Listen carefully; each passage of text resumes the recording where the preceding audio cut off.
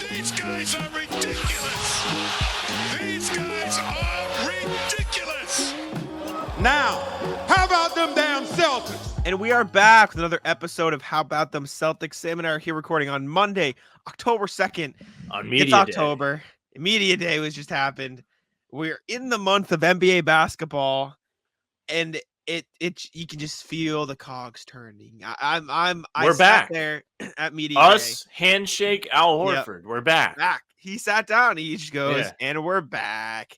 Sat down at Media Day, and I'll talk about it, but I sat next to Bobby Koritsky, and again, name you'll hear me talk about.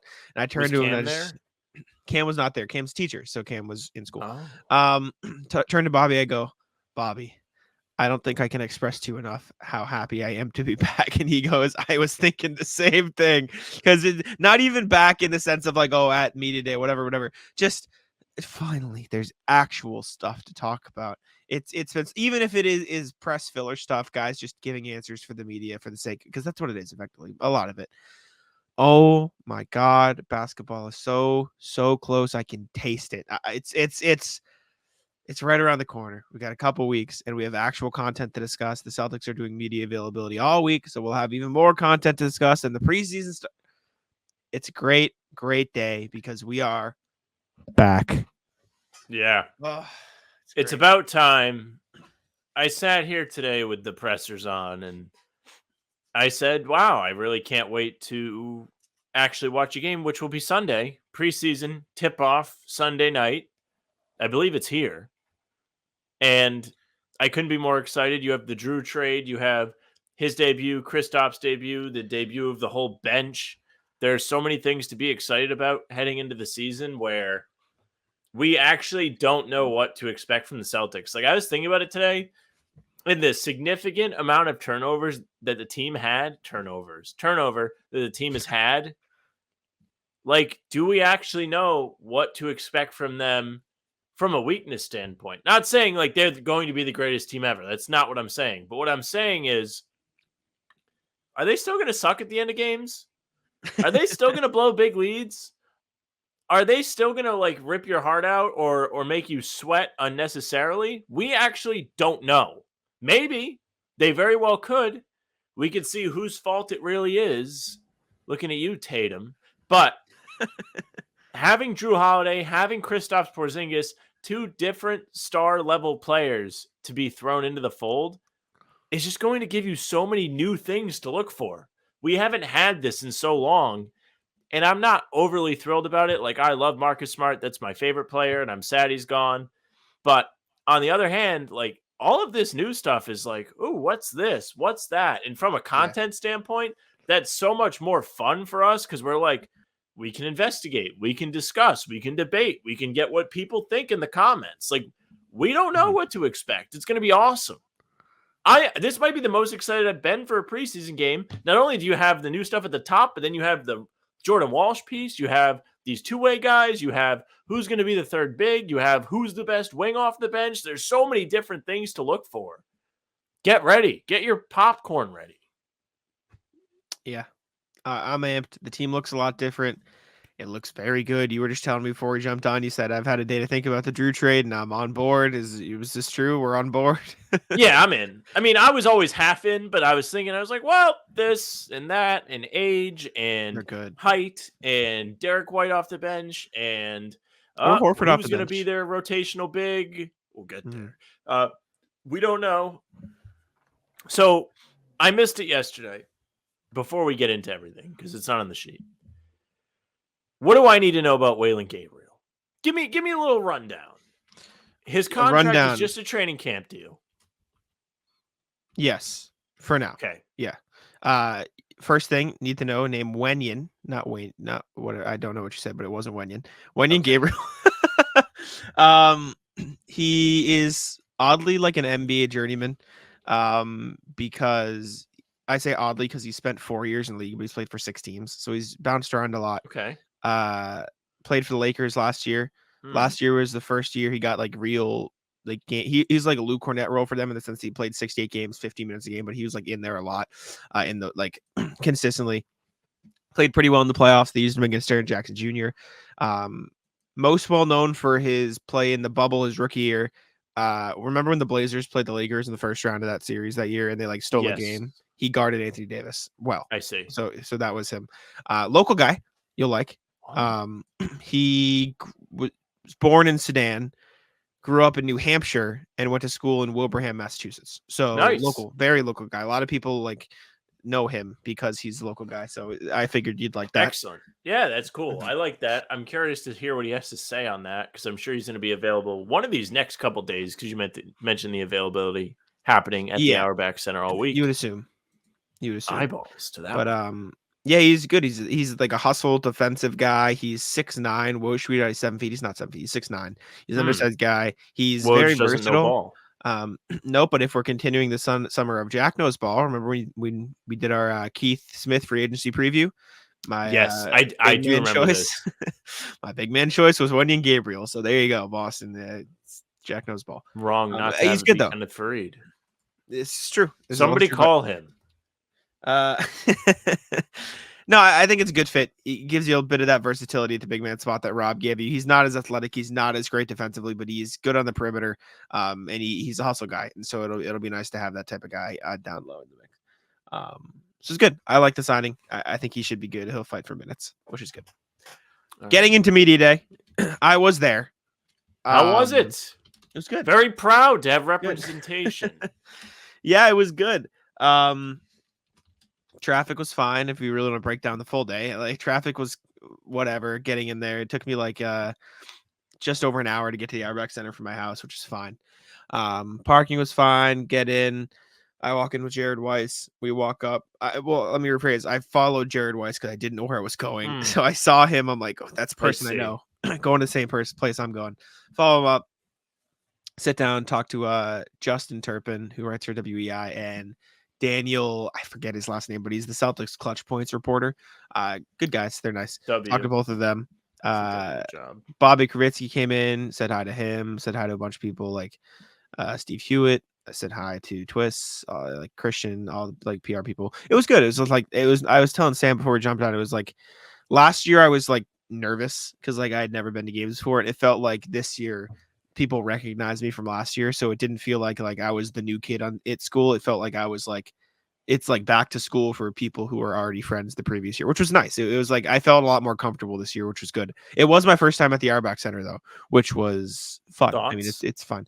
It's fine. We didn't leave the media room. Like I didn't go in the corridor, I didn't go down or anything. Like we just stayed in the media room, which is fine. It's not a complaint. Should have been like, can I get some shots up? Yeah, right.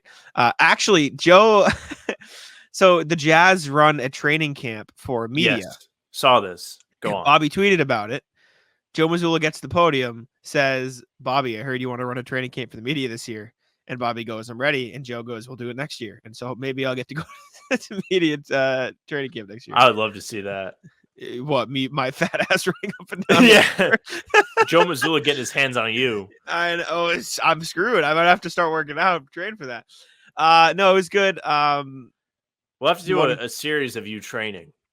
Oh God, I don't know about that. I'll do a series of me like training. You count calories and go for a walk. I'll do a series of me training as soon as you do a series of you golfing twice a week. Thoughts? Yeah. Nobody wants to watch golf, especially on a YouTube channel. You are a moron. There are so many golf YouTube channels that are so popular that I watch. We were just talking about one before we jumped on the pod. Yeah, but the amount of production that goes into that. It's not. I could do it. It's not that hard. My one gripe with Celtics Media is they brought in Jimmy Johns, which is good. It's not Jersey Mike's, but it's good. Yeah, not Jersey Mike's. No, and I said that to Bobby. I was like, you guys gotta try Jersey Mike's. They're like, I never had it. I was like, what? Do I have something to tell you? But they had these. They had like the big boxes, like little wraps, which is fine. But by the time I got up there, Bobby grabbed the last one, so all that was left was lettuce wraps, which is not great. Just fine. Lettuce?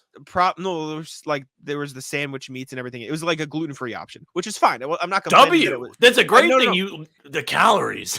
I'm not complaining about the lettuce wrap. I'm complaining that I couldn't open it, and so I was just stuck. Like I had to use it like a push. I didn't treat it like a push pop. I was like pushing stuff out to the bottom, like fighting it. That was the mess. Not the fact that it was lettuce wrap. Lettuce wraps are fire. I enjoy them, but yeah, man. So overall, Media Day W. Yeah, media day fun. Despite getting up early. Had to get up early. That part wasn't fun. I will say I don't like dressing up, but there is something about getting dressed in actual clothes and like going out to do something that makes you feel like you were productive. And I feel like I was productive. You know what I'm saying? Like I usually sit here and work in my t-shirt and shorts and it's fine. And I can write all the articles I want, but like getting out of the house. Well, you laugh, but I don't have an actual job like that requires me to do that. Like It's you just do funny that. to hear that. Because I do know, because I worked from home for like 3 months here because they were working on the building. So I was doing the same thing where I was just like not doing anything, not having to go out. And I was like, damn, this is like kind of depressing. And I get it, but it sounds funny when you say it out loud. Yeah, so it felt good. It felt good. I was hyped. But let's get into, let's get into some of the storylines from Media Day. You want to start with the Jrue Holiday trade stuff? Yeah. All right. So obviously the pressing question on everyone's mind at Media Day was Jrue Holiday. Obviously, Celtics traded for Jrue Holiday yesterday, or when we're recording this yesterday, a few days ago at this point. And everyone was asked about it because, of course they were asked about it. Brad started off the day, and it was like the first thing that was said at Media Day. He took like a sigh, and he said, you know, there's a list of guys you'd never think you had the chance to trade for, and Jrue Holiday is one of those guys, which is just like, yeah, it's like, true. Like, he wasn't available, and then because this all came out of nowhere. It was a very strange, like, oh wow, like maybe they should do this, and then it's like they might do this, and it's like, oh, they did this. Like it all happened so fast. It went from me, Jack, and Cam sitting in this room being like, what if they traded for Jrue Holiday? That'd be funny, but it won't happen. And then like the little reports trickle out from like Himmelsbach, like, oh, they are like asking, but the gap is very wide. And then you get the Woj bomb as I'm at the traffic light yesterday of he's on the Celtics now, and I had to peel around and go home. Good. What a sequence in build-up. One of the most obscure storylines, I guess. Like, this is how people thought the Dame trade was supposed to go. Where it was like people pushing a narrative, and then the narrative actually happened. Yeah. And the Celtics, to their credit, got a pretty good deal done. The Warriors pick was found money. It doesn't feel like they're giving up a draft pick per se.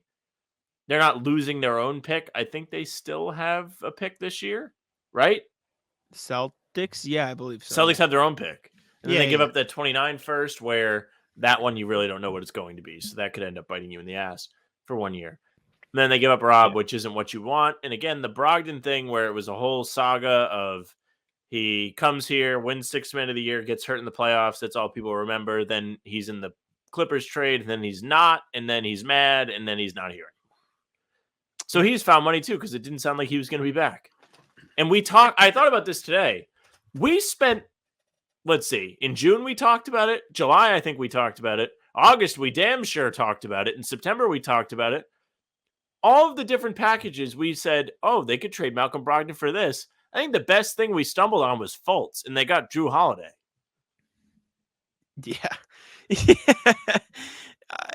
That's. I mean, the Rob piece is real, but it's better than the best case scenario, though. This is better than anybody could have imagined, especially when you consider the context. I was listening to Low Post, and they put it this way: like the Celtics took a risk by trading Marcus Smart for Kristaps Porzingis, and it didn't cost them nothing, but like this fixes that to a very large degree and arguably improves the team past that. So good for that. Brad Stevens also hinted at like they were keeping an eye on it. He goes, as time went on, I think we all became a bit more wondering if Portland was going to end up getting somebody that they would move on as a result of moving Dame. So we were monitoring that with the rest of the league, which is exactly what ended up happening. Also noted, so Jrue Holiday wasn't at Media Day today because he still has to do his physicals and stuff. But they were asked about it, and Brad was like, Jrue beat me to the gym this morning.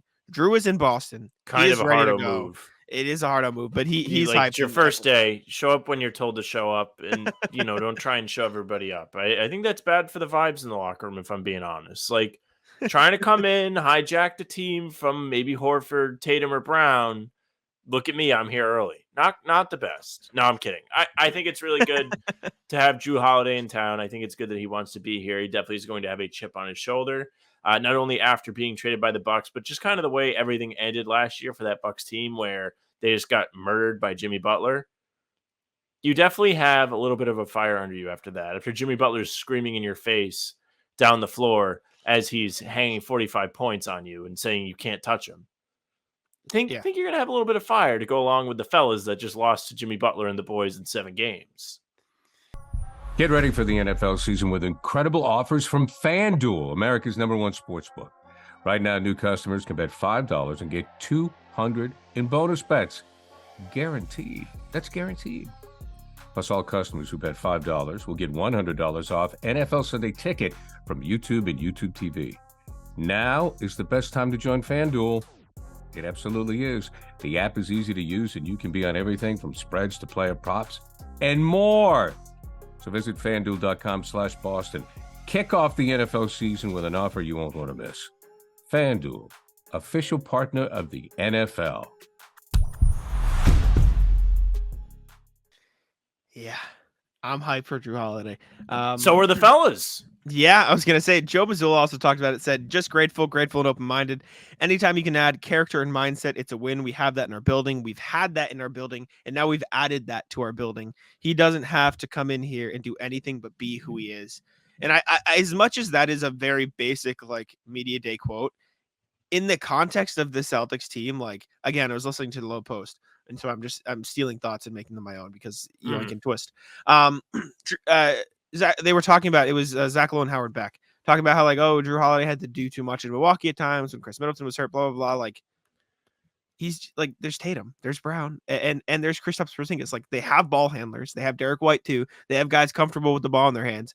Jrue Holiday could average 15, 5 and 6 next year and play elite defense. And that's fine, right? That's fine.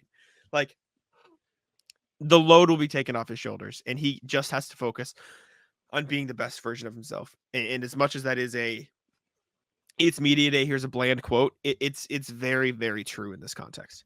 I think it's funny you mentioned that angle. A lot of people are like, I've heard this take go around. They're like, yeah, dude, he doesn't have to play make anymore. Like, that's part of the draw. He averaged 7.5 assists a game last year. He's going to have probably more weapons on the Celtics to pawn the ball off to. Tatum, Brown, Porzingis, Horford, White, guys off the bench. Of course, Giannis, Chris Middleton, Brook Lopez. Those guys are all legit. But it feels like he's going to have less pressure on him. Because I feel like, though Giannis is somebody that you can feel comfortable having the ball, Tatum is somebody that can truly facilitate an offense if he has to. It was something that was discussed heading into this season before this trade happened. It was like, wow, he might have to be the ball handler and set guys up and be the point guard. He doesn't have to anymore. I've heard that Jrue Holiday is going to be better off the ball, which they could trot Derek White out there. It could be a talking point later in the show, or if you want to do it now, I don't know. But it was kind of teased like they don't know what they're going to do with the starting lineup just yet. And if they want to do that, maybe you could see a more relaxed, more effective Jrue Holiday with less responsibility. I think the whole thing is just, again, it's new. It's something to be investigated. We're all going to see. We're going to see experimentation. It's just not something you've had as a Celtics fan for, 3-4 years since Kemba came around? That was the last time there was like a really huge, unless I'm mistaken, addition where it was like, damn, like they just got an all-star level player. Brogdon, I guess. Kind of, but yeah. This is talking about Jrue and like how he could, I would lean the other way. Like, I think he could focus more on playmaking and less than scoring. I agree. And I'm not saying that's like he's perfect in the role, because I do think he's very, very good off the ball. And this is a very perfect comparison, because I know you don't like this player. When DeMar DeRozan left Toronto, Kyle Lowry was left there with Kawhi Leonard, with Pascal Siakam, with all these talented guys. His scoring went down, but he averaged 8.7 assists a game en route to leading the Raptors to a championship. He did only what he had to do. That was his lowest scoring total since 2010, 2011. And then he jumped right back up when Kawhi left. But it was best for the team because he facilitated instead. And that was his highest assist total ever. I'm not saying Jrue can do that for the Celtics. I'm not saying he's going to be asked to do that, because I think the Celtics have more guys comfortable with the ball in their hands than that Raptors team did. But the idea of taking a step back and focusing on the things you're good at, I think that's a prime example of that. Because Lowry was, as much as you want to bash Lowry, this version of the Heat, like whatever, like he's was damn good on those Raptors teams. He played his role. He was paying the ass. He was in the bubble series against Celtics. Exactly. He was a motherfucker. He's a good player. Do that. That's what I want Jrue to do. As in a better version of the Raptors championship Kyle Lowry is what I think Jrue should be. And that's I want to circle back. It's imperfect, but yeah. To something else you talked about in that comparison. The taking a back seat or taking your foot off the gas pedal in the scoring category and just focusing on you, I think is the most important thing any culmination of top tier talent or stars can do. And as Celtics fans, we've heard about it over the years a ton when people talk about the 2008 team. Those guys were all thrown together in one summer, and they came in and played really well because nobody was really caring about their stats. They just wanted to win, and it helped them win a title. Ray Allen dropped from 25 points a game to 17, 18. Like, that's a huge dip in scoring. Garnett and Pierce took a hit too. And the shot attempts went down. I think with this season's Celtics team, you have an opportunity to see a similar effect. Now, that could be a very basic take just because of a zillion guys coming together to play on a good team. But here's an even more in-depth reason why. Porzingis, one, you talked about it. He was beaming today. I watched the Porzingis chat with the media. He couldn't stop smiling. He was so excited. Yeah. I think he even drank the Gatorade that I don't know if they're supposed to drink. He did. Yeah. Drink it. Yeah. So he did that, but he is super excited to be in Boston. Jrue Holiday is somebody that's come in. He's already had a long career, much longer than you may think. 14, 15 years now? He's been in the league a while. He's won a championship. He's made 2 All-Star appearances. This will be his 15th year, yeah. He's going to come to the Celtics with a I want to win here attitude. You have Jaylen Brown. Jaylen Brown who just got paid. Jaylen Brown who doesn't really have to put up big stats anymore. Maybe he does because people are going to be like, he's making this much money, but whatever. Yeah. He doesn't feel the pressure of trying to earn a new contract, at least not yet. He's not even in the first year of his super max extension. And Jason Tatum doesn't have anything left to prove to the Celtics, who are going to give him whatever he wants anyway. You have his buddy on the coaching staff, Emile Jefferson. Like, he is the face of your franchise. He, as a person, definitely understands that the goal is to win. He doesn't have anything else he needs to do other than take his game to a next level where he is one of those guys that you fear all the time. Now, he is somebody I think teams fear some of the time, but he's not perfect. And he's somewhat inconsistent down the stretch of games. I think he shows up in the big games, and I don't think that's a fair knock on him ever. So if you see it, please tell people they're wrong, because for the most part, he's been very good in closeout games. But back to the point, he doesn't have like anything like where people are like, he doesn't have it. He's not a superstar aside from the winning aspect, aside from the getting the job done. So all of these guys come in with the common goal of trying to win a title and doing what they can to contribute the best way to the team as a group instead of look at me stats. I don't think you're going to see that. Yeah, I agree. They have a chance to replicate the success they had in 08 this year. I'm very excited. Wrapping up people's take on the Jrue trade before we move on here. Al Horford said, somebody that I respect so much and looked at from afar with admiration, just the type of player he is, that type of person he is. He's about the right things, winning and competing. I'm really excited about that. Jaylen Brown said, Jrue is fantastic. Tremendous amount of respect for Jrue. He plays with a certain force that you can just feel. Talking about his defense. He's a super solid defender. As a competitor, he's an assassin. To be playing alongside him, it's going to be a tremendous honor. Tatum said, excited about Jrue.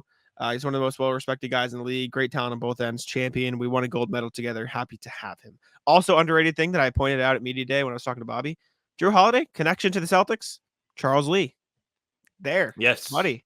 Bucks Friend. staff. Good. Very good. Another quick Jrue thing. I was just thinking back to that 2022 playoff series. He was a motherfucker in that series. Yes. I specifically remember really game good. 3. Yes. He had a huge fourth quarter where he was running things for the Bucks. He had to be the second best player in that series because Middleton was hurt, as Bucks fans have let us know many a time. And they almost beat the Celtics. They really should have beat them. Yeah. Yeah. Jrue Holiday's damn good. Speaking of that, Sam, you put it on here. Some other teams reacted to Jrue Holiday. Yes. At least Reddits and generally the Heat wanted him. All this stuff started up. Yes. So the other rivals, I guess you could call them, had some takes, knee-jerk reactions to the Woj bomb that came on Sunday morning. First up, Philly. In a Reddit post of the tweet from Woj, there were plenty of great replies. One of the best ones reads, I just fell to my knees in a Wawa. A Wawa, which is essentially their version of maybe Cumberland Farms. If you're from the Mid-Atlantic, please correct me if I'm an idiot. But somebody else replied to them, yes, the Sixers anthem, which always slaps. But we had somebody else say, people said the Jrue trade needs to happen for narrative reasons. They didn't say that the narrative includes the effing Sixers again. Would have been kind of funny if he went back. What the hell is going on with this? Oh, someone said it's over, boys. Someone said at least we got Danny Green, Mo Bamba, and Kelly Oubre to save our season. Daryl Morey is the GOAT, ain't he?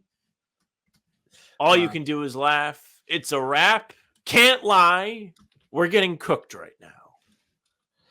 Tough. Yeah. Tough to be a Sixers fan, as it always seems to be. Unfortunate. I wrote my Celtics hater rankings, and my girlfriend read it, and she was like, you were really mean to the Sixers, and she's from that area. And I was like, well, she's from Delaware, so they're close to Philly. Delaware. And she was like, that was really mean. I was like, well, they don't beat the Celtics ever. They never beat them. 1982 is the last time they beat the Celtics in a playoff series. Isn't that crazy? Yeah. Sad. Does Kaylin listen to the podcast? Only if I tell her. Who the hell is from Delaware? I'm sorry. Is that a contentious point for Kaylin? Is she very protective of Delaware? I don't know if I know a single human outside of Kaylin now from Delaware. I just assumed it was a waste. Biden's from Delaware. Anyways, he is. It's a fact. It's not a political statement. He's from no, there. Not a political statement. But why did I think he was from Pennsylvania? They're close. They're very close by. Speaking of the tri-state area, New York, the Knicks, they reacted. Someone said the Blazers kind of fleeced the Celtics. Cope. Miami fans are still in denial. Nothing makes me happier through this whole process than Miami fans getting salty and coping with the fact that their offseason was a disaster, given they lost 3 valuable pieces in Strus, Vincent, and Oladipo and replaced them with nobody other than Jaime Jaquez Jr., who they better hope turns out to be good. Disrespectful to Josh Richardson. I won't tolerate that. And somebody said Celtics are stacked on paper. Yep. They are. This is true. Then somebody coped and said that bench is horrible, but yeah, the starters are insane. Their season is going to depend on the bench producing Porzingis / Horford being capable of rim protectors, maybe not, and getting lucky with 0 injuries. Fair. Understandable. Somebody said this is fine. Yeah. There was another thing that said Brian Windhorst said Windhorst, who was at Media Day, by the way. Did you meet him? I didn't know. I didn't say hi, but he said I'm not exactly what'd you say? Big fan of Wendy. Yeah, Wendy's cool. I'm not sure exactly where are the other offers were at for the Blazers before they decided on the Celtics offer, but based on my conversations, my feel was that there were at least 3 teams who were making significant bids. The reason it was 3 and the teams, I really think they were the Celtics, Heat, and Clippers, he said. So speaking of the Heat, top comment. Time to run it back, boys. Again. Oh no, we might go back to the finals. What a terrible outcome. Okay. Every offseason, it's the same thing. Gotta love every other contending team in the East making moves to get over the hump while Pat does nothing. Then you've got somebody saying, it's Jover. Oh, that's the one that you mentioned yesterday. It's Jover. It is Jover. It is Jover. Bro, it's time to accept that the Blazers don't screw with the Heat. They just had much better proposals than ours. At the end of the day, Blazers are capable of getting 5 first-rounders and Ayton. 0 chance of the Heat coming close to this. Most rational Heat fan. After what Portland did today, pretty obvious the Heat's offer was shit in hindsight. They finally realize it. We knew it the whole time. Look at us. We know ball. We know ball. Any other good ones here? Fins up. They're on to the Miami Dolphins, who got good. It's like Pats fans going to the Celtics. No, that's bad for us. That's very bad. No, I'm saying that's the Dolphins version of it. Like Dolphins I fans know, are like these, but it's fucking very Heat bad. fans. They're gonna come in and they're gonna have all their takes after the first couple weeks. Yeah. I wonder who I bet Derek White's gonna be the guy that gets thrown under the bus. No, I think By it'll them, be, by the morons. No. Oh yeah. No, they like him. They're just gonna remember the buzzer beater last year. I'm trying to think. Yep. Who is it gonna be? I think it's Jalen. Porzingis. I think it's Jalen because of the contract. Yeah. They'll look at the one thing they might disagree with and they'll blame everything on it. So I think it'll be Jalen. All right, we got how many more Reddits do we got? 2 more. We got the Bucks and then the general NBA one, which I don't really know if we have to go over. But the Bucks. Oh, Knicks was the second one. I thought you read Knicks Bucks second. Okay, continue. They posted the Woj tweet. First reply: Bill Simmons is going to be unbearable. At least they lost Time Lord. That's a pretty big hole for them. Sure. If Horford finally acts his ancient age, then they will have no Giannis stopper. Is this Bucks? Yeah, Bucks. Yeah, this is Bucks. They never had a Giannis stopper. They always double and triple teamed him. Grant Williams was massive for them to keep Giannis in front of him for just a second or two so Horford could have enough time to slide under the basket. Then they also used Time Lord to hedge and double team Giannis. They won't have anyone other than Horford at center. And no, I don't count Kristaps Porzingis because he won't be playing in the playoffs. Next comment. Well, of course he went to the worst place possible. Great haul for the Blazers, though. Really puts in perspective how much better the Bucks Dame deal was than the Tyler Hero deal that Miami was trying to sell. Well, they traded for a guy to stop Dame, but traded away a guy to stop Giannis. Still pissed, though. And we can wrap there. Quick take. Quick question. Yeah. We can ask a guest coming up about this. Yes. Do you think that Milwaukee would have did this trade had they known that Jrue Holiday would go to the Celtics? Yeah, I still think they do. You still have a chance to get a top, 15 player in the NBA. You still do it and you hedge your bets later. But I definitely think they would have thought a second more about it. You know what I'm saying? Like, it would have been there. They would have been like, oh, I don't know about that. Chat, let us know what you thought of that. That might have been a lot of me reading, and I'm sorry if it was. No, I enjoyed it. I like the takes. I like to take my break. I was hanging out. Let's check in with Kristaps Porzingis, though. I figured we'll focus in on 2 media day storylines, Jrue Holiday and Kristaps Porzingis, because that's for the third time. Everyone wants to talk about. He is pumped. He got up to the podium, did not stop smiling the whole time. He was just, he's so, you can tell he's so excited to be a Celtic. First thing that I thought was of note, they asked him about the injury. He said it was caused by him changing shoes this summer. No buckets. No buckets in them shoes. Clearly. Said he decided, which was he said it was emphasized how hard of a decision it was to not play for Latvia, excuse me, at the FIBA World Cup, but said he did it so he could be healthy now. Said he's healthy. And he's talking about last season. And he said, I could have played 70 plus games last season. I feel great. Most of the games I missed were because I was sick, not because of injury. Also mentioned that he sat out towards the end of the season a little bit because the Wizards were bad. So he seems very confident in his health, and he emphasized, he said, I'm going to play as many games as I can this year. So he feels good. He is ready, which is, again, it's media day talk, but it's good to hear about how healthy he was last year. You should have stood up in media day, in the press room, and been like, if your feet hurt, I'll kiss him better.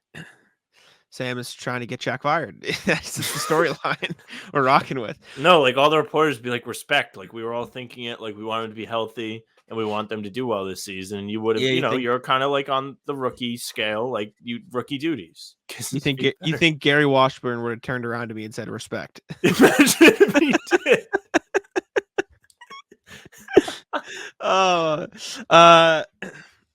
He was asked about potentially taking a step back and roll, or how the Celtics are going to dish out touches. Said, we just want to be on the same page and achieve the ultimate goal. We're going to put our own stuff to the side. It's not what we're here for. A lot of talent, a lot of players who can put up crazy numbers. One night it's going to be Jrue. One night it's going to be JT, whoever. For me, it doesn't really matter. And that sort of speaks to what you were talking about with the 08 team, which is good. Which is very, very nice to hear. One more sneaker thought, and this is a real question, not a shit post. Sure. I am curious, what shoes he was wearing and what shoes he switched to. Yeah, I don't know. Is he rep? And I don't think if anybody asked him, he would have answered, because that's you can't throw brand under the bus thing. But I'm just curious.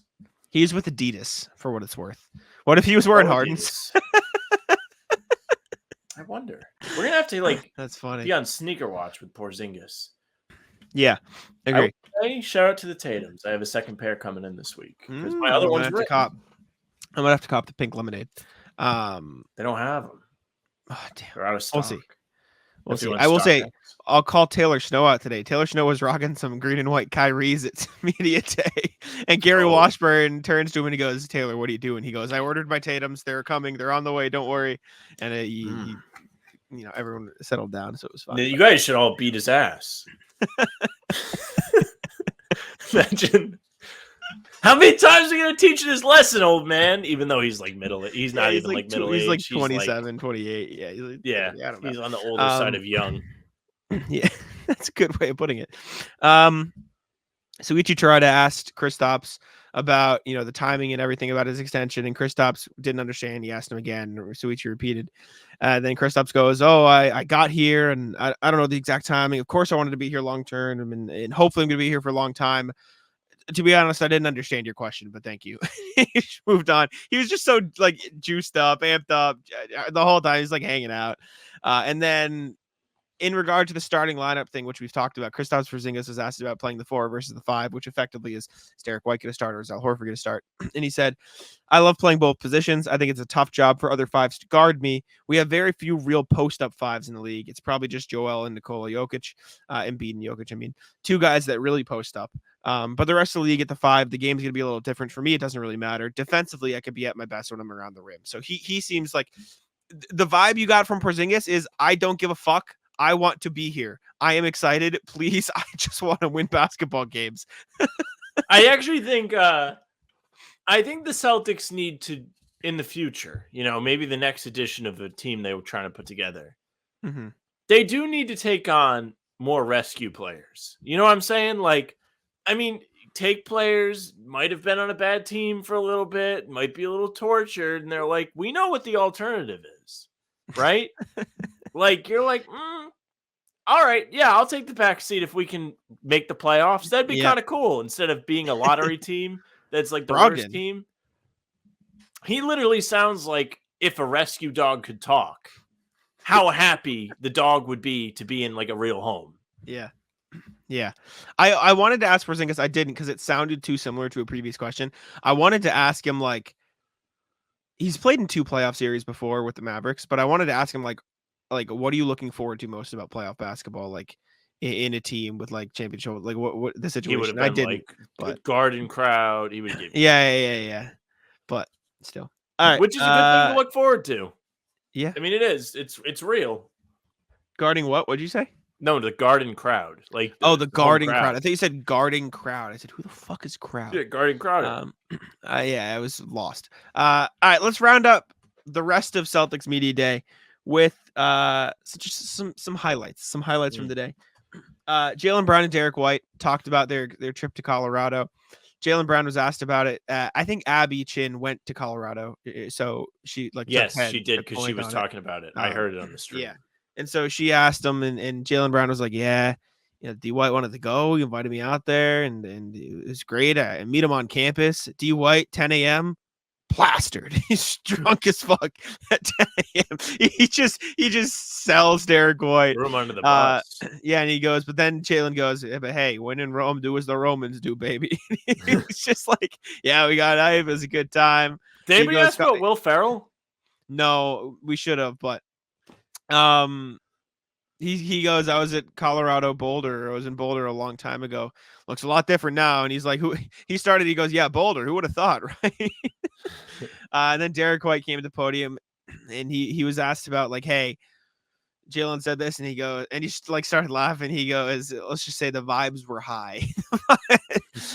Somebody asked him about his hair too. And he goes, I'm just trying something different with the bald head, but they enjoyed the time. You should have got a mohawk.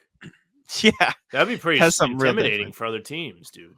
You ever see since Birdman? Nobody. Yeah, I don't know if Derek White could pull off the mohawk. I don't know.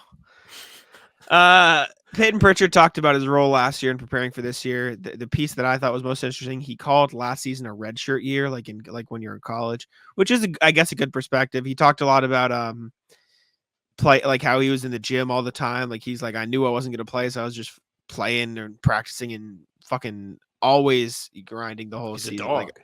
Like somebody was like, we know you like to play a lot of basketball. He's like, how did you deal with that you could weren't playing games? He was like, yeah, I just knew I wasn't gonna play, so I would just play runs. I would just play all the time outside of it, which is good to Imagine just prepare being him. at ball and Pritchard shows up. He's like, yeah, dude, saw us on Craigslist. All right. Another reason though why I think Derek White should start, because if Derek White starts, Al Horford's off the bench, Payton Pritchard's off the bench. That helps your guard depth a little bit, or excuse me, your big man depth a little bit, and you still have probably the most capable bench player in Pritchard, outside of the Derek White or Horford.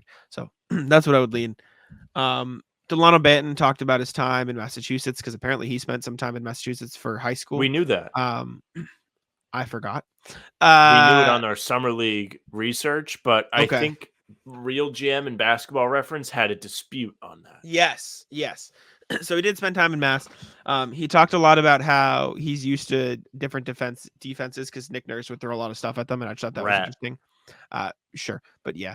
So I thought that was cool. O'Shea Brissett said Boston was the first team to call him, and he said he respected that, and he was like, yeah, that was that meant something, because I know how good this organization is. So for them to be the first team to call me, I was like, okay, yeah, hell yeah.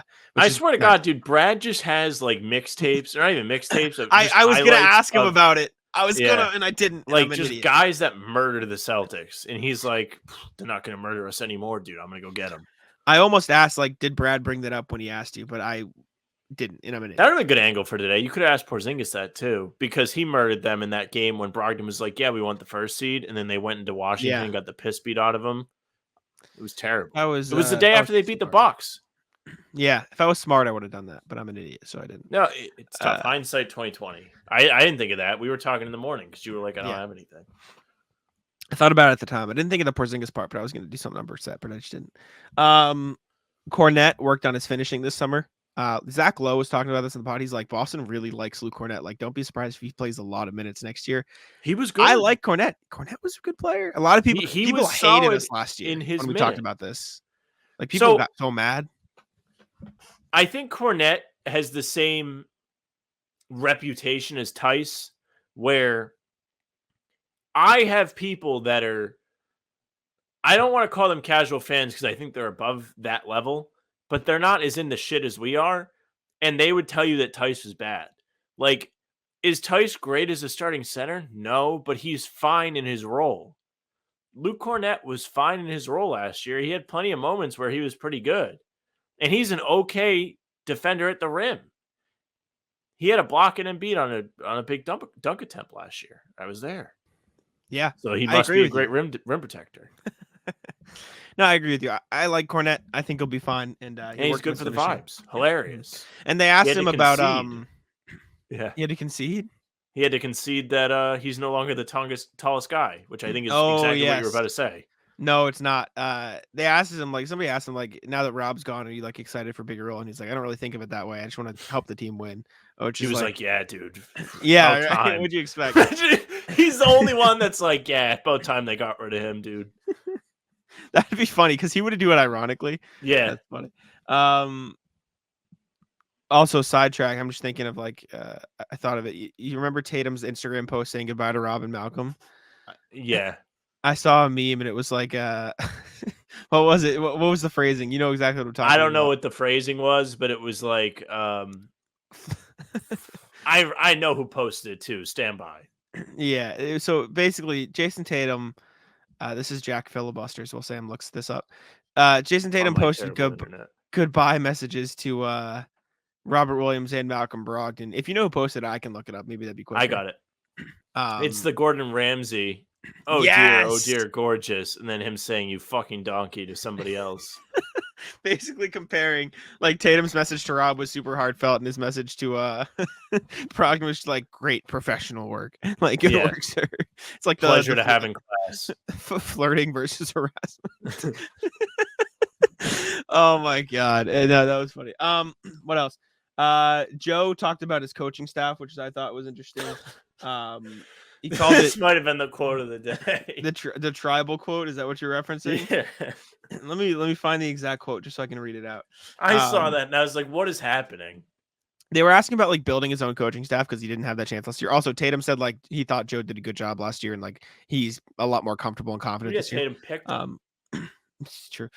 Joe said surrounding myself with people who can complement the players, can complement who I am as a coach, and can also work together. We kind of took this approach of tribal leadership, communicating and working in teams of 3s and 4s and one-on-one. He basically what he was saying was like, we broke it up into defense and offense. And then from there, we did like set plays versus transition. Like we broke it down into teams where we really dissected things, which would make sense. But like the way he phrased it was very funny. Also, something I thought was interesting He's that you would like. Weird. He is. He was asked about like defense stuff. He goes, the good quote was like, I want to find it now. He was basically like, we need to like talked about like how important like toughness on defense is. And I need to find the exact quote because I don't want to like. Well, you could see with their new identity that they really could have a switch up on defense. Jrue Holiday could do that for them. If Porzingis is able to be effective as a rim protector, that could really help them out too. And last year they kind of had it, but not enough to win them games. I got it. He said, if you want to be great, you have to play defense and you have to be a motherfucker on that end of the floor. Defense and toughness gets you in the door. But what he said was specifically, he said, I don't think I communicated that well enough last year because that's just something that I like assume. Like when I was in college, I wasn't a good offensive player. So that's just what I did. So that's just how I play. And so I didn't communicate it because I just thought it was a given. So I need to be better at just saying things no matter if I think people should know. Which is like, it makes sense, but like, it's just funny that he was like, yeah, I thought these fucking guys would know that, but the second half of that quote is like, yeah, once you get in the door, just start spraying, shoot all the threes, start firing. Yeah, man. And then perhaps the best story of the day was Jordan Walsh describing his relationship with Al Horford. He was asked like, is there anybody you connected with since being in Boston the most? And he goes, yeah, for sure, Al.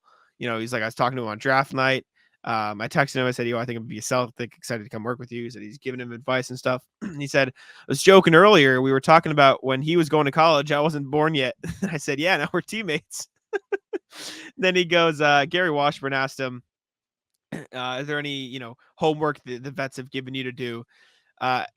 He goes, oh God, I gotta find it. He goes, me and Al were talking about told this. Me I have to watch The Godfather 1 and 2. He said, me and Al were talking about this last night. First, they told me I don't have my black card because I didn't know what Friday was. So I went and watched the first one. Then I watched Boys in the Hood. Then Al told me I needed to watch Godfather 1 and 2. And he said, they're old and they're long, but they're so good. And I said, okay, bro, whatever you say, I'm going to invest. And he goes, yeah, once you do that, you can talk to me again. So LeBron, like bullying him. Big fan of The Godfather. This is true. Did you see my tweet today? Yeah, I did. Where he was saying he's watched The Godfather 6 times, and they were like, hey, name what's your favorite scene from The Godfather? And he didn't give him one. Yeah. What a guy. Also talked about like helping him through the moving process and like this is his second home now, but he has to have a second family. And so it's very nice to hear. Also, quiz for Sam. He said Charlie Villanueva, who has alopecia and who's like mentored Jordan Walsh for a long time because he also has alopecia, connected Al Horford with him on draft night, and that's how they started texting. How are Villanueva and Horford connected? This is your quiz. Because I had to look this up from my article because I was curious and I found the answer. It's definitely not college teammates because it wouldn't have been like a deep dive question. I don't think that's what it was. Are they both from the Dominican Republic? They both played for the Dominican Republic team. Yeah.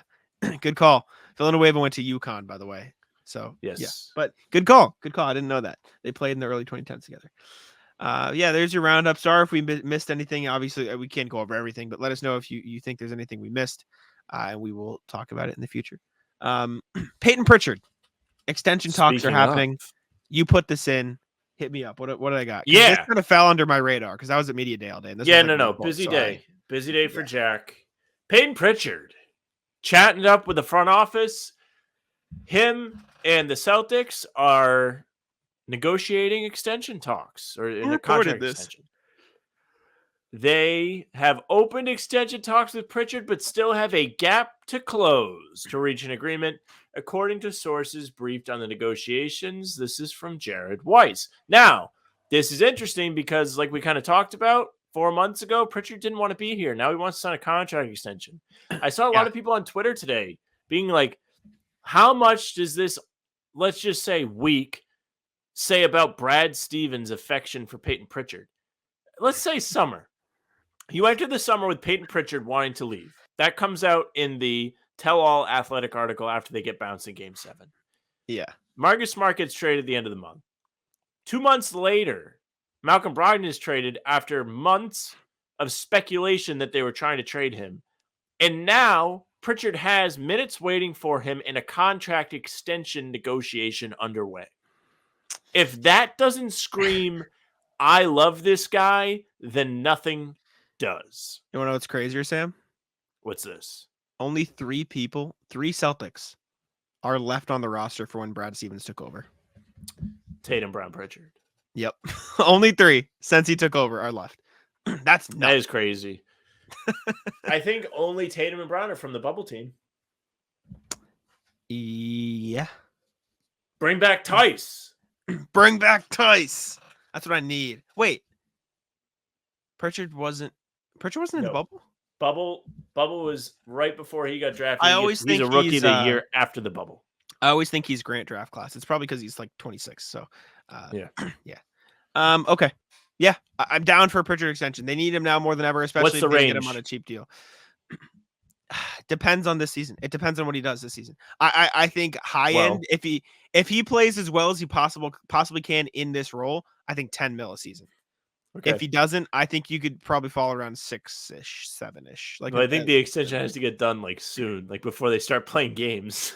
So oh, really? I didn't know. I don't think you have the luxury of being like, let's see what he does first. I'd go 8 then. I'd give him 8 mil. Good call. I think that's fine. Fair. I think 8 mil is fine. I'm with it. But we'll see. And I also think it's important to lock that in because you need the depth. But yes, let's check in with our emails. We have a bunch to go over, but they're small, so we'll go through them quick. We have a lot of Celtics stuff to talk about today, so we're rolling through. So it's a wonderful day, dude. Wonderful day. It's great. Let's see. RJ asked us, do we still hate the Clips? If you think about it, we don't have Brad or the Warriors pick. Still hate them. If the Clippers don't panic, points to Brad for an amazing summer. I do understand what he's saying, but yeah, we can still hate them. Yeah, no. Malcolm Brogdon getting traded to the Portland Trailblazers has nothing to do with the Clippers. No. Yeah. But I think the argument is, and I saw this post somewhere else, would you rather have Jrue or would you rather have Porzingis and Jrue, or would you rather have Marcus, Rob, and Porzingis? That's a tough one. Exactly. I almost lean Rob. I don't know. And it would be imperfect. Or maybe it would be Marcus and Porzingis. I mean, I'd rather have Marcus, Porzingis, and Jrue, but that wouldn't happen. Anyways, it's too complicated to break it down. yeah. But yeah, people don't forget. Mm-hmm. These are a lot of questions. We aren't going to be able to get to them all today, but thank you to Philip for emailing us. Let's see. I'm trying to think of the best way to break this down because obviously we had a lot of stuff to talk about with Media Day today. Maybe we spread this out through training camp week and we can just start with one now and spread the others for future days. Happy Media Day, fellas. Many thanks to the Steady Flow of content. What an offseason for Brad and the team. What an offseason indeed. This is a crazy offseason. Dame Trade said I'm ready for some speculation. I want to hear your guys' thoughts on the following. We'll start with one, maybe even half of one because this is a long show already. But we'll come back to this email. Just remind us if we don't. Hard to say his moves will pay off, but no doubt he's aiming for 18. Do you think Brad is done making moves? These can be quick hitters. No, I don't. I think they're going to add another depth big to the roster, whether it be during the season with the TPE. But that Grant TPE, as much as you don't want to talk about it, that's all the more important now because they have 1 million second-round picks to play with.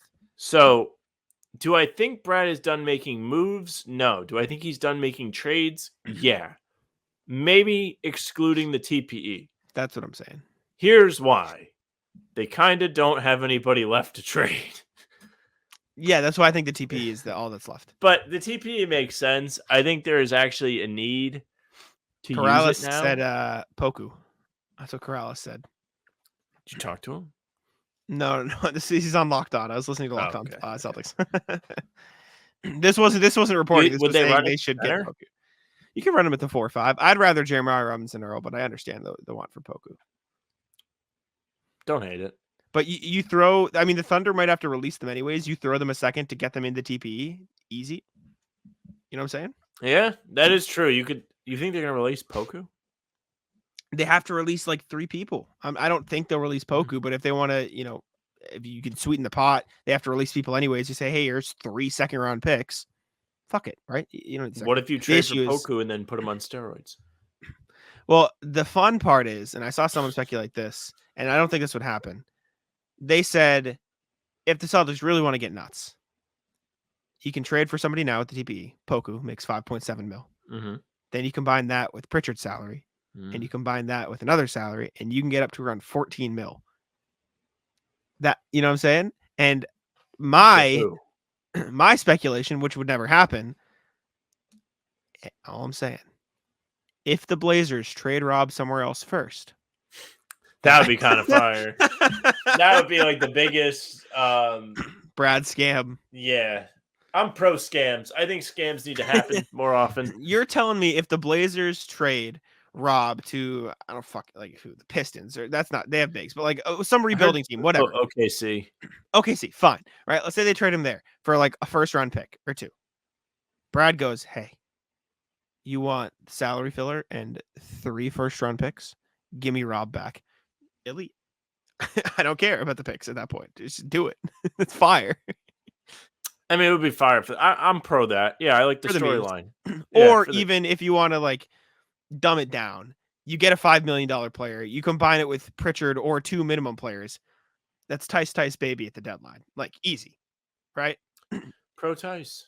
You trade for Poku in that TPE right now, so there's time for you to trade him. Then you combine him with Delano Banton and Svi Mikhailo at the deadline with a second round pick or 2. Daniel Tyson, Boston. Easy. Would. It would be so funny if they just like they have a running bit of just Daniel like Tice. trading Tice and bringing him back. Bringing him back for the title run, baby. Next question. What do you think the chances are we use the Grant TPE? Well, there you go. There's your answer. I think it's high. I think they will. How many roster spots do you think Brad will enter the season with? I think they'll roll with all 15, honestly, but with room to cut guys like they cut Noah Vonleh. Okay. So that's what I'll roll with. Is Brad tarnishing one in case of Blake Griffin? Maybe. My only counter to that is they have Wenyen and Lamar Stevens now, both of whom I think deserve spots on the roster with Svi, with Delano. So they'd have, I don't know. I think they have a lot of depth bench guys who could pop that could be important if they do, which is why I question it. But I think if Blake wants to come back, they'll make that happen anyways. Is Brad tarnishing his reputation with players after trading Kemba, Smart, Brogdon, Rob? Just wondering how you guys think it looks to outside players. Maybe. I think it's a good question. I don't think so. It's a business. Reputation is whatever. The reputation of the Celtics, I think to a point, but I also think you have to consider players look around for teams where they want to go. They see this team and they say, damn, that team does what it takes to fucking try to win. They're not sitting around. They want to win a championship. And Zach Lowe was talking about this today. He goes, yeah, I got some texts from like top teams and executives in the East.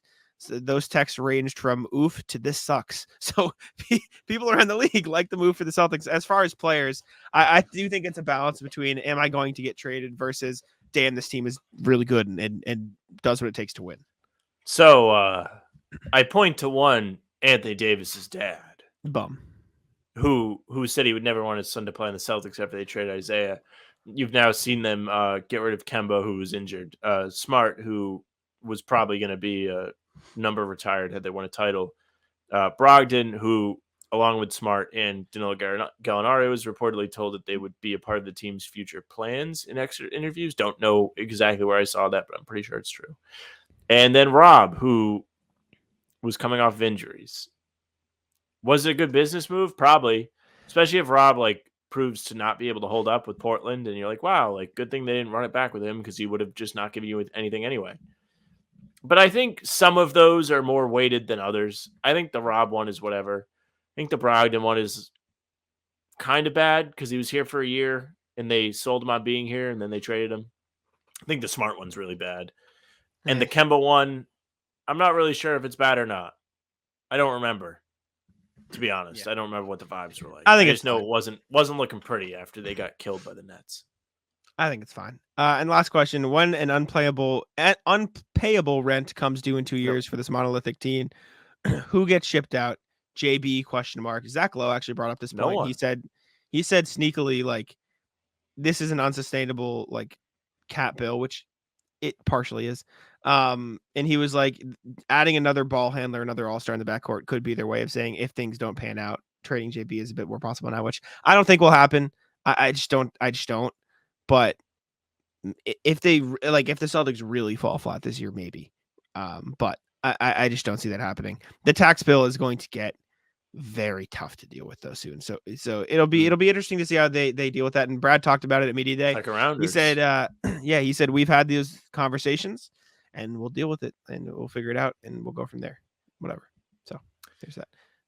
See, I'm still under they have everybody they need locked up, so don't care. No, I know that there are real penalties to go with this. Make no mistake. But also don't care. Not yet. Not yet. That's the key. All right, last two quick questions from the email. Both come from RJ, I believe. With all the other elements Holiday brings to the Celtics, I forgot about the other big item he ticks off: championship experience. Celtics have a starter who can say this is what happens to get there. Yes, very true. Yeah. He's the only champion on the roster, which is important. He should yell at the other guys and bring his ring to the practice facility every once in a while and be like, look at this. Threw up something about Al's reaction to the Jrue trade on Celtics blog. Let me look at what this is so I have the context. Al seemed taken aback by the Holiday trade, maybe just the timing of it. Yeah, you talked about how it was a roller coaster. I understand it, but like, I think a part of that is what we talked about earlier. Like, Jrue Holiday wasn't supposed to be available, so like, yeah, true. Like that's crazy. So it's funny that RJ mentions this because I kind of got this vibe from Horford too. Some of the stuff I was seeing from him, whether it was a live reaction, quotes on Twitter. He doesn't necessarily seem as thrilled about all this as everybody else, I don't think. I think he might be like, what the hell are we doing here? This is a lot of turnover. Or how many games do you expect me and Porzingis to play here? Rob was a key piece to me rested. What the hell? I don't know what it is, but he did have some kind of hesitancy. I think RJ has a point. Yeah. We'll see. Last thing from RJ, believe. There was one more. Where's my tab? Right here. Update. We're still waiting for new photos, including Mr. Clean Derek White. That's a great name for him. Mr. Clean Derek White is fire. I'm pro that. We'll see. We'll see. Speaking of nicknames, Jrue Holiday's nickname, the Druth. There was some speculation that was fake. It's on Basketball Reference. Yeah, somebody, a particular smart person that we know, speculated that it may be made up. I didn't say that it's a widely known nickname. I said per Basketball Reference. That was my source. Well, I think now more than ever it is going to stick. Exactly. That's why I put it out there. People are going to be like, I mean, I did the whole thing on this show. All right. Let's check around media days around the league, starting with the king of media day himself. Jimmy Butler's a GOAT. I don't care. Jimmy Butler looks like Karen. He's amazing. When I first saw this, I thought Karen, not emo. Sure. I love the memes that spawn from this. This is Jimmy Butler media day, by the way. He's got a bunch of piercings in. He has straightened his hair. I saw a quote that was tonight will be the night that I will ball for you, like the emo song. A lot of emo quotes with last year was the dreadlocks. This year is the bob cut, emo cut. Oh, see, that one doesn't look. You know what this looks like? You ever see the dudes on 2K with this haircut? Yes. Yep. Yes. Jimmy Butler's amazing, man. I love he name dropped. I'm gonna beat Dame, Giannis, and Adrian Griffin on our way to a title. Respect. That's funny as hell. Bam said the whole lip ring is annoying. Look, I got to stay in character. Shake your haircut. You get a haircut for media day. He said, this is my Halloween. I love him. See, this would have been more fun if you got Tyler Hero to do it. True. This is true. Dude, this Tyler is Karen. Hero could have been like, I was emotional. Everybody wanted me traded. This is Karen. Right here. Also, this is what I was referencing. Because tonight will be the night Sound that like I will fall for my you. shit in Oh, you can't hear it? Over Can you not hear the audio? I hear. There's the pan. again. Don't need Yeah, to yeah, change my mind. I see. Yes. Did you hear it? Okay. Yes. Yeah, man, great. Love Jimmy Butler. That's it though. Just if he messed up good his to see hair, his put in sense some of humor. piercings. He's hilarious. You gotta He respect the is piercings. all-timer. That's no joke. I think they're fake. But yeah, Okay. I think they're like glue-ons or like Okay. stick-ins, whatever it is. Speaking of media day, James Harden Less didn't fun. go. Didn't Yeah. go to media day. Daryl Morey basically said like, yeah, we're still working on trades for him, blah blah blah. As much as I am supposed to hate Philly as a Boston person, I feel real bad for Joel Embiid. He didn't do anything. like I don't hate Joel Embiid. He's just kind of fucked. He's fucked. He is. He's in a really bad spot because his teammate is just unreliable and might get fat and really has no leg to stand on. Like, I don't think there's a single person out there besides James Harden that feels bad for James Harden. I just don't. No. This is a completely avoidable situation for James Harden. If you did not want to be on the Sixers, don't opt in. And it's simple as that. The NBA should dish out a significant punishment for this, in my opinion. It's tough. Because, again, it's just avoidable. It's a little different, even though it's just as ridiculous when guys are just under regular contract and they're not, like, meeting their obligations.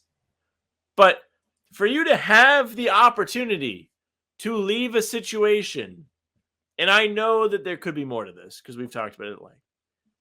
But bottom line, opportunity to leave and then to elect to stay, and then before even playing a game, creating all this fuss and ruckus about not wanting to be here, just opt out. Tough.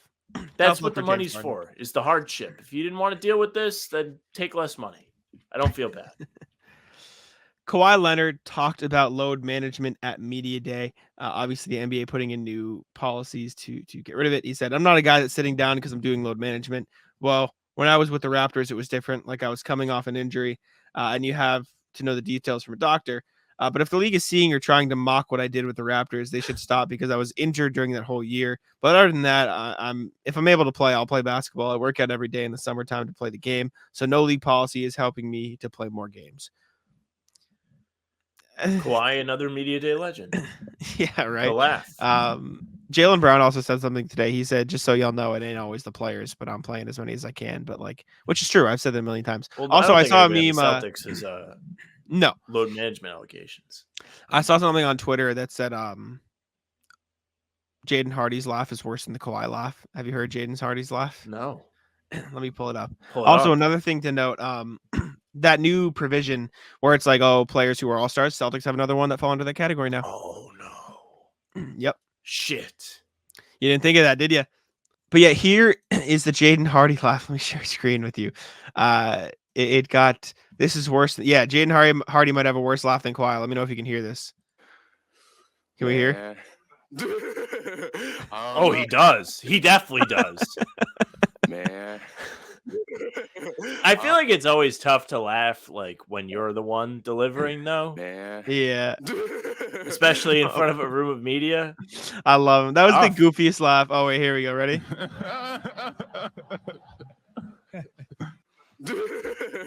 I don't know. It's such a goofy laugh. I love it. But yeah, Kawhi doesn't care about the load management. It's fine. The Spurs have made a couple moves. They extended Devin Vassell 5 years, $146 million, almost $30 million a season. Probably gonna end up being a pretty good deal for them with the new CBA coming in. He's a good player. Missed some time last year, dealing with an injury, but is back and was playing well last year for them. He's probably gonna be their primary like wing ball handler guy, like scorer. Secondary option next to Wemby. He's really good though. And they also bought out Reggie Bullock, clearing the way for him to sign with anybody else. Any thoughts on the Spurs? Little two whatever moves, whatever to call it.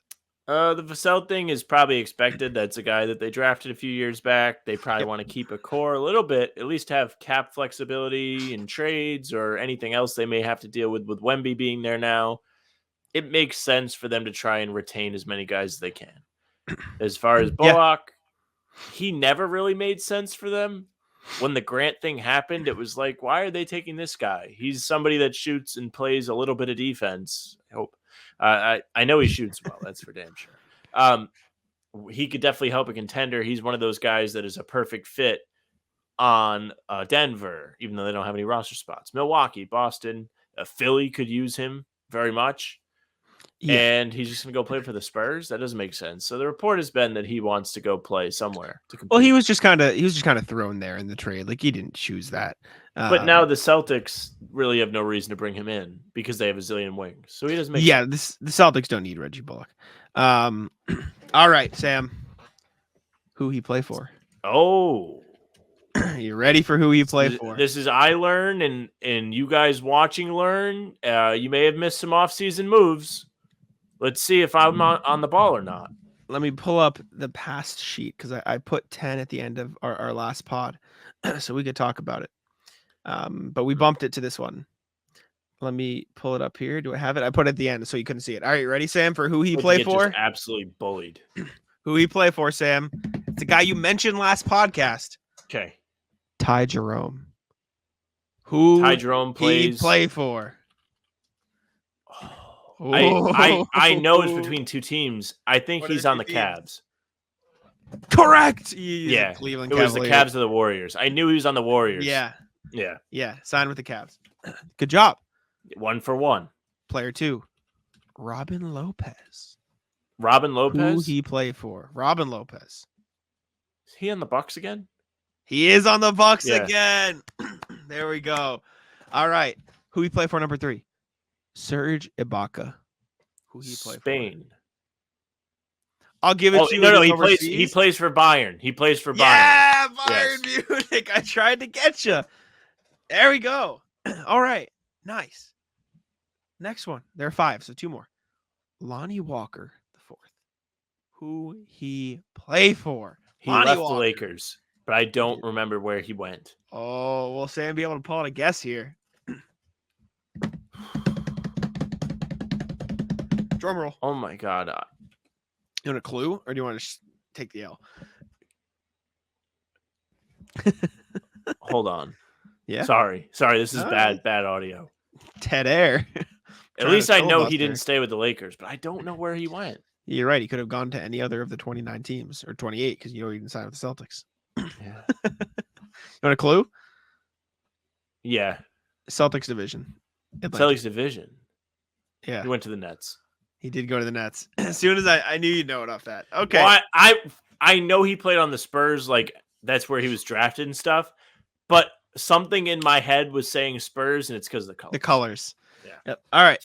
Last one. And this is somebody I didn't even know he was on this team until I looked this up. So if I didn't know that, like, I'm not saying I'm like on top of everything, but like I usually know where players play. Aaron Holiday, brother of New Celtic. Who he play for? Okay, so Justin Holiday plays on the Nuggets. He does. Aaron Holiday.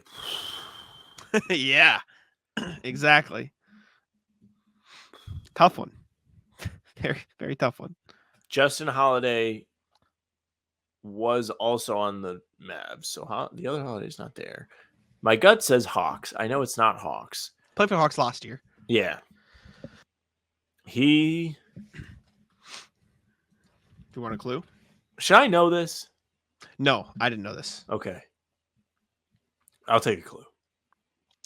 It is Southwest Division. Is he on Houston? Division? He is on Houston. He's on the Rockets. Yeah. I mean, take a stab. They signed everybody, so why not? Yeah, there we go. Who we play for? Who we play for will be replacing Sam's Reddit post today for the they really don't have. I was talking to Jack as we were putting the show together. They don't really have a lot of discussion on Reddit right now because there's actual stuff to talk about. It's good, similar to our podcast. So there's not as many like Reddit questions like that, unfortunately. At least not today. If I see them, I'll put them in, but I have not seen anything. Yeah, that's fine. We had stuff to talk about anyways. We had Reddit. Right. Reddit was featured. This is true. Let's get in to the rat list here. Would you like to kick it off, or do you want me to go first? Are you good? All right. I will start with I had something really good, and now I'm really gonna be mad because I lost it. Is it professional athletes? Oh yeah, Pat Mahomes, rat list, the worst.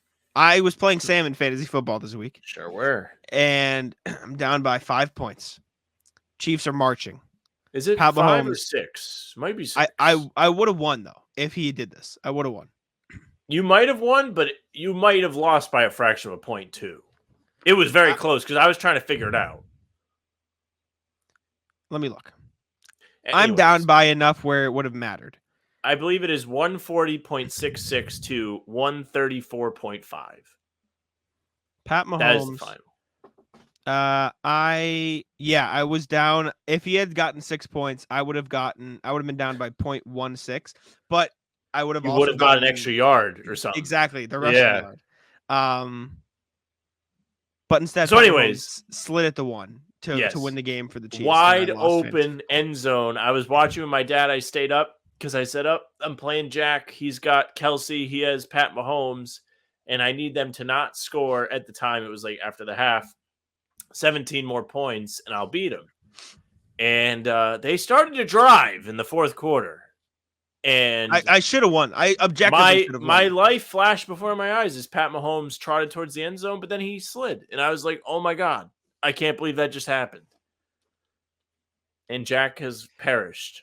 I'm 1-3 in fantasy in both my leagues now. Not my year. I am going to be 2-2 and 4-0. Should be 3-1.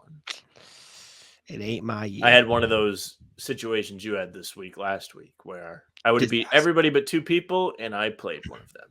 Of course, that's how it always works. That's how it always works. All right, we'll go rat list, mall movie theater. Oof. So, I discussed last time that I had gone to the movie theater to get their Oreo popcorn, and my girlfriend wanted all of mine, so I had to go get my own. We were hanging out yesterday. I was like, you know what? Because she had to go to a store in the mall. I was like, you know what? I'll go up, get popcorn. We'll bring it home. Sure. They didn't have any. Oh, They're out. no. How can you be out of a fine item such as that? And then they try and offer me Cheeto popcorn. I don't want to eat Cheeto popcorn. I want the Oreo popcorn. Jack, I need you to go to a movie to just have the Oreo popcorn change your life. I might need to. I'm trying to find my rat list, and I think I just found it. Okay. Next one. Watch on YouTube if you want the full experience, because we've got a diagram. I forgot about this. Okay, you pull up the diagram. I have it already. Oh, I'm ready. I'm locked and loaded. I have the street. I believe. All right, we are at the review. Is this the street? I don't know if this is the right street. This is very important because I was very angry. This is the street. Okay. Here. All right. Okay. I like this. This is an official review. YouTube chat, drive with me. This is me driving my way home today. Get in the car. Put your seatbelt on. No tickets. Back up. So we were coming down this road, right? I come up here. I'm turning. Whatever. Let me. I need to back up so I can give you the full experience. Okay. So I was coming from back here, right? This is where I just came from. I'm going this way. Traffic is backed up to here. Right. This is not moving on my screen. Can you see where I know? Can you see me moving the mouse? Hello. Oh, all right. We're good. We're good. Moving around. Right. Traffic is back up to here. I'm like, all right, whatever. I'm backed up all the way back here, right to the light post, all the way up there. Sure. Back up. Now, Sam, would you like? Can you explain this sign to me? Explain that sign. Yep. The right lane goes right, and this is not a hard right. This is a Siri will tell you to bear right or bear left. They are hard if you're rights. in the left lane. Oh, they are hard rights. They are hard rights. That's irrelevant. But the word underneath is not irrelevant. The word underneath is the important part here. Only. You right can lane only is right only. You can only go right if you're in the right lane. And left lane is only left. Okay. Yeah. Now remember when I told you. So Jalen goes in the right lane. Backed up to here, right? This is where we were. Backed up to here. Get all the way up. All the way up. Going up to my light. Driving up, waiting in the traffic so I could turn right. Blah, blah, blah. And there's a light right here, right? I get up to here. 2 cars in front of me. I'm gonna make the light. Okay. Dude speeds in from the left lane, cuts us off in the right lane, takes a right. I don't make the light. Tank. You need a tank. That is the only solution to this. Is if you drove a tank, just bully ball. You heard me pause because I was about to say some stuff that I would have had to cut out, and I didn't want to have to edit it out of the podcast. I don't think I can fully. Thank you. Yeah. I don't think I can fully like describe how angry I was in that moment. You are it's terrible. the worst. Stay in your fucking lane. Oh my God. Near me, there's a similar situation where the right lane must bear right and the left lane will go straight. Yep. If you're in the left lane, you cannot go right. If you're in the right lane, you must go right. Yep. Sometimes those that are lost will panic and then have to come over to the left lane in the intersection. Not great. That's a disaster. And Tank. I'll own up. I've gone the wrong way before, and you have to say, "Oh, sorry, my bad, cut in." To have the audacity to know what you're doing. This wasn't like, "Oh shoot, I forgot." He was just speeding all the way down and did it on purpose, right? This wasn't a mistake. He's an asshole. So that's what really pissed me off. People also did it. There's this weird lane in, I forget where it was. I think it was in Newton coming home, and there was like left lane is left only, right lane is right only. Our light turns green, but there's a light like 500 yards in front of us that was still red, so we couldn't go anywhere, right? So we were just stuck there. Dude just goes through the left turn only lane to the next light. That's not fucking allowed. I can't stand it. I can't fucking say it. Also, trucks need their own roads. Fuck off. Agree. Get off. Over it. Good take. It's just terrible.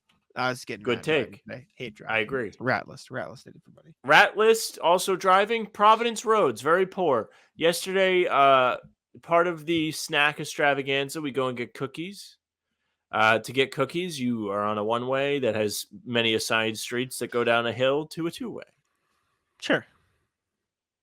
We go down the hill. We're on our street. I need to go left to get back to the apartment. You cannot turn left at this intersection, despite it being a two-way street. I almost had a stroke because I really wanted to eat my cookies. I had already dealt with torn-up roads all over the hill. Just leaving all the roads torn up. I had to stop at many a yellow light because I didn't want to speed through with cameras or also bumps in the road due to the torn up road. You know how like when it meets the actual part that's paved, where there's the lip, you don't want to have to speed over that. You have the raised manholes. Providence, poor showing from the Department of Public Works yesterday in Providence. I struggle to speed. Yeah, you're struggling a little bit there. No, yeah, I mean, there's stroke. There's an obscene amount of road work today, going in today too. Like, and this wasn't like Jack's complaining because it's noon. This was like 9 a.m. Like, this is when people are supposed to be going. Yeah, you were on an actual commute today. It's terrible. It was terrible. I was angry. Ratless DoorDash for not taking my fucking credit card right now. I'm getting angry. I'm trying to order my dinner. It's not working. Trying to order? I was getting sushi. Big sushi guy. Love sushi. But it's not letting me right now because DoorDash is an asshole. I had another one, but I can't think of it. I'm so tired today, man. Write them down. I know. I'm so out of it today because like I was up early. Oh, Ratless mornings. Yeah, getting up Ratless mornings. Tough. Ratless, my sister. Oh. Often helps or asks me for help with her writing because that's what I do. Like, makes sense. So I'm helping with her essay. She goes, this is like 10 a.m. She goes, Jack, I have an essay due at 8 tomorrow. Can you help? If I write it tonight, can you edit it? I'm like, it's a little fucking last minute, but sure, I will help you tonight. It's whatever. Right? Gets around like 8, 9 p.m. I go out. I'm like checking in. I'm like, I go, Mom, where's Grace? She goes, oh, she's at her boyfriend's house. I'm like, okay, cool. I call my sister. I said, is your essay done? And she goes, no, I'm gonna do it while I'm here. We're playing a board game. It's taking longer than I thought. I go, okay. Whatever, fine. Let me know. An hour goes by. You started it yet? No, I'm really stressed out. I'm like, you are in control of the situation. You can unstress yourself if you just fucking do it. Comes home. 2 a.m. 2. This is an extreme rat list. Like, I'm actually getting upset for you. Starts doing it. So lied about doing it there. Yeah. Or maybe not lied, but did not follow through with saying No. with doing it there. Did not.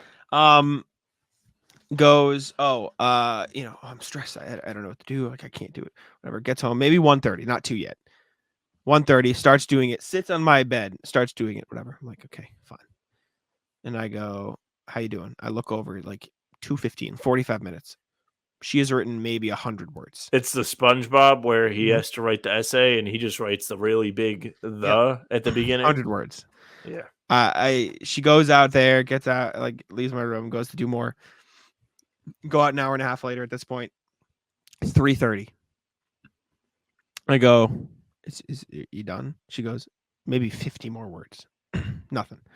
At that point, I'm like, Grace, I'm going to break this down for you bit by bit, and we're going to get it done. And not saying I did it, but let's just say I took the creative process over.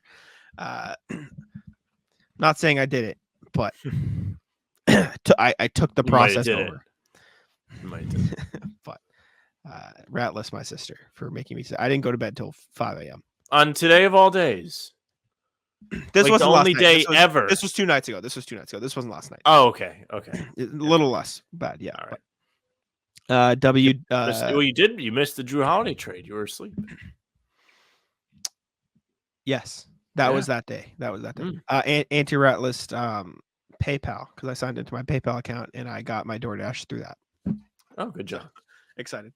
Very hyped for my DoorDash. I think that's all I got, though. I'm out. I got nothing. I'm out. That was a good one to close on. The roads was the real rat list for me, though. That was tragic. That was terrible. But you know what? Rat list people driving the wrong way. There were motorcycle people driving the wrong way in Providence yesterday. How so? Like one-way roads, just right in your direction. Really? Yeah. I wish I had that's nuts. Like a Tank. pole for a clothesline. Pole. Good. Yeah. All right. Good call. All right. Thank y'all for tuning in. We appreciate it. Make sure to keep up with us during the season. Hang out with us. Rat list is actually us just saying we really want to commit crimes. Yeah, right. Or plagiarism or any homicide. Sort of Thank y'all for tuning in. Make sure to keep in touch with us during training camp, during media day, during all this stuff. We'll have content for you. We're going to keep up the pods. Thank you for the support over the summer. We're finally back. Go follow us on Playback. It's just How About Them Celtics over there. Check us out on Spotify and Apple. Leave us 5 stars, interview, and leave a comment on the YouTube. That's my favorite part, reading the comments. I love interacting with y'all. So appreciate it. I'll let Sam take it out. Hey, thank you very much for listening and watching. If you're watching, you're on the YouTube, whether it's ours or CLNS's or their other ones, subscribe. If you're on ours, make sure you hit the notification bell just in case there is breaking news. There was 2 breaking news videos yesterday, so if you didn't have the notification bell on, you might have missed 1 or 2. Probably not. Everybody watched them. You can find us on Spotify and Apple as well. If you're an audio listener, you can follow us and leave a nice 5-star review there. Say something nice about the fellas. You can find us on socials at How About Them C's. Speaking of videos, Jack did some excellent shorts from Media Day today. They're on the YouTube. They may end up on the others, which are Twitter, Instagram, and TikTok. And they're at How About Them C's. Facebook is just the name of the podcast. Our links go there daily. You can find Jack on Twitter at JackSmonNBA. You can find me at Sam LaFrance NBA. That's it for us. Bye. Taco. Come on. Taco's having some fun here. That is bogus! These guys are